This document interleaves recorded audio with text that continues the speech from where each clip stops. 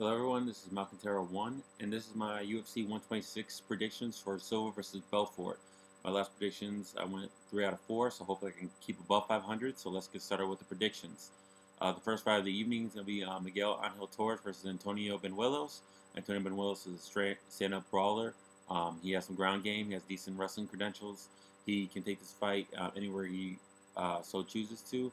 Unfortunately, Miguel Torres is not going to allow him to because he has great grappling defense. He's going to keep this fight standing, and he's a better technical striker.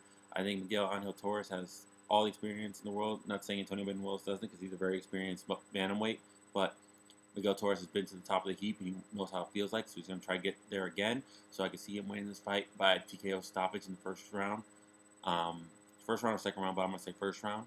I just think that he has too many tools, and he's going to handle Banuelos at every level in every facet of MMA. So it's going to be Miguel Torres by TKO stoppage in the first round. The second fight of the evening is going to be Jake Ellenberger versus Carlos Rocha. Rocha is only in his second fight in the UFC. He's got amazing Brazilian Jiu-Jitsu.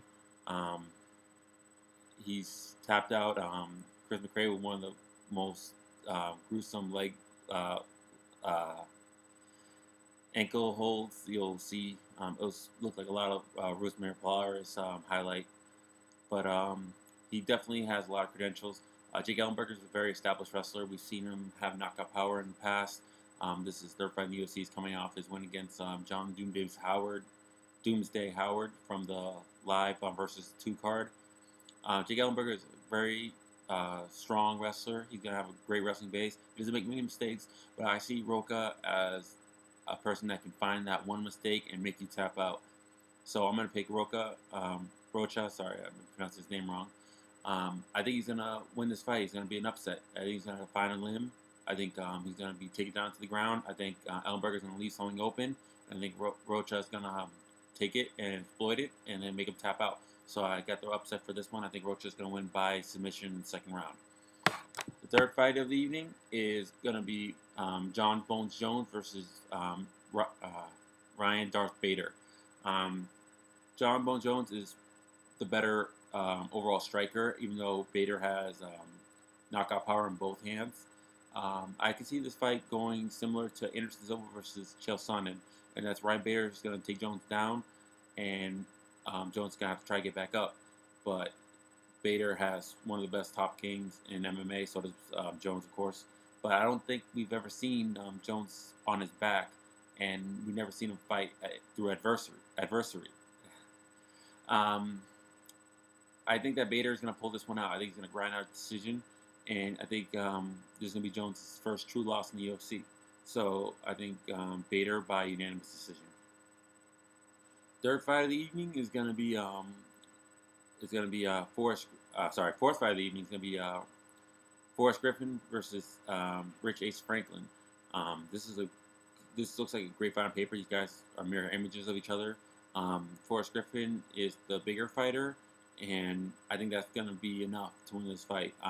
We've never seen Rich Franklin fight against a fighter in his prime. Well, maybe not in his prime, but an elite status at the light heavyweight division as Forrest Griffin is right now. Yes, he did defeat Chuck Liddell, but Chuck Liddell, he overstayed his welcome in the UFC. He is a legend by all means, but he should have retired before that fight, and Ace Franklin just simply did what he had to do to win that fight.